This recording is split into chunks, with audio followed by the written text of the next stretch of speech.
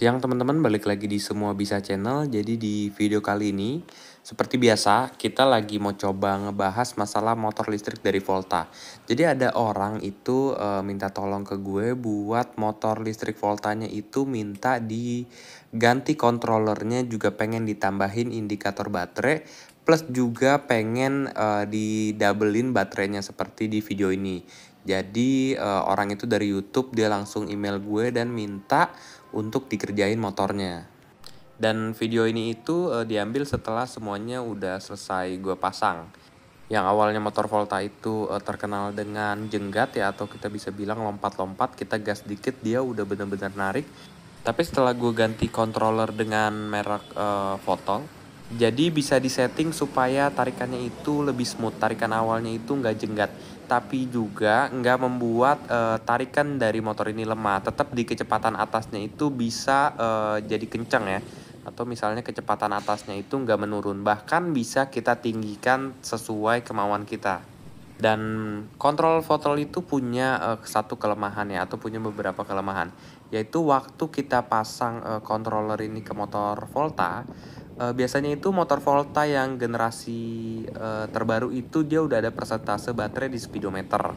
Nah, karena kita pakai controller yang bukan merek Volta, dia nggak tampil persentasenya, sehingga kita harus tambahin seperti yang saya pasang di sini, Supnova, supaya kita tahu real baterainya itu berapa persennya, dan kita juga bisa tahu voltase baterainya. Dan dari proses pemasangan controller dari Votol itu, memang yang paling sulit itu menurut saya adalah di bagian perkabelan dan juga penataan lokasi controllernya. Dan video ini adalah waktu belum saya ganti controllernya dengan merek Votol yang masih baru saya bongkar. Dan memang lebih baik waktu kita pengen ganti controller dengan controller baru itu, saya saranin buka seluruh bodi bagian belakang, supaya proses pengerjaan kita jadi bisa lebih rapi dan kita juga bisa lebih teliti mengerjakan per bagiannya.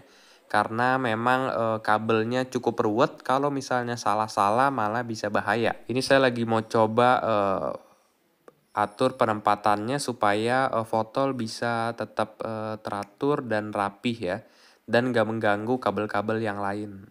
Jangan lupa setelah selesai kita pasang, kita bisa pastiin lagi semua soket-soketnya itu kenceng, dan lem-lem di bagian soketnya itu bener-bener rapet, supaya nanti waktu hujan deras itu nggak ada air-air yang masuk ke dalam soket-soket di dalam controller itu.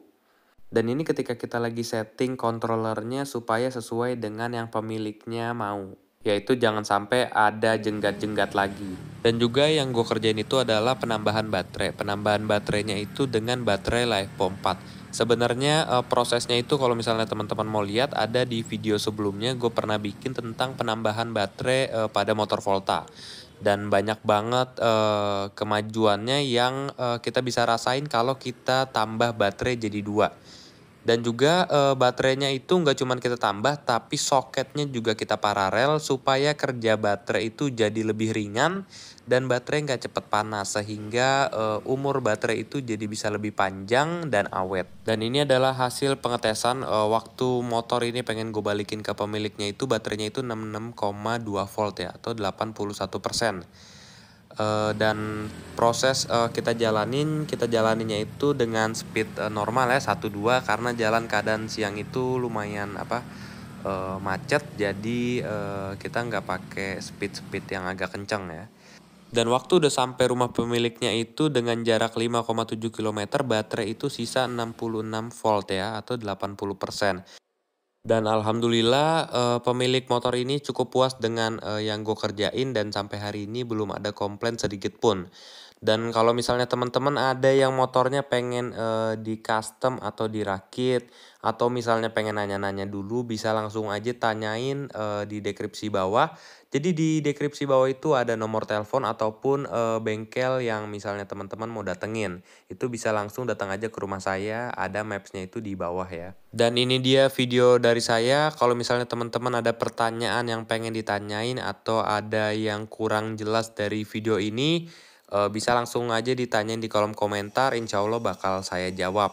Mohon maaf apabila ada kekurangan dalam penyampaian saya yang kurang jelas ataupun yang kurang bisa dimengerti. Buat teman-teman jangan lupa buat subscribe dan terus bantu channel ini. Kita ketemu lagi di video selanjutnya. Wassalamualaikum warahmatullahi wabarakatuh.